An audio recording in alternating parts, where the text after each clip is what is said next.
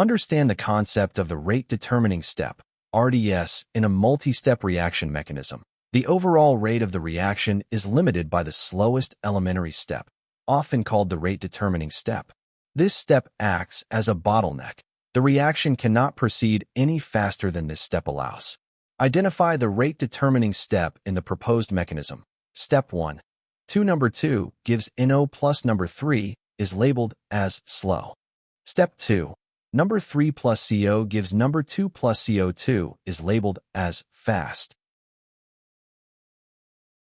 Therefore, step 1 is the rate-determining step, and the rate of the overall reaction is determined solely by the rate of step 1. Write the rate law for the rate-determining step. Unlike overall chemical reactions, where reaction orders must be determined experimentally, the rate law of an elementary step is derived directly from its stoichiometric coefficients. In step 1, the reactant is number 2, and its stoichiometric coefficient is 2, signified by number 2.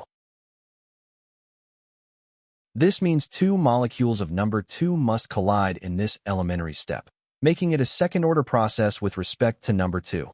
Rate equals K1, number 2. To the power 2 determine the overall rate law. Since step 1 is the slowest step and its reactants, number 2, are stable starting materials rather than temporary intermediates, the overall rate law for the reaction is simply the rate law of step 1.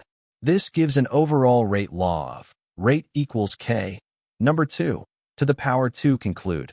The derived rate law matches option B perfectly. The correct answer is option B.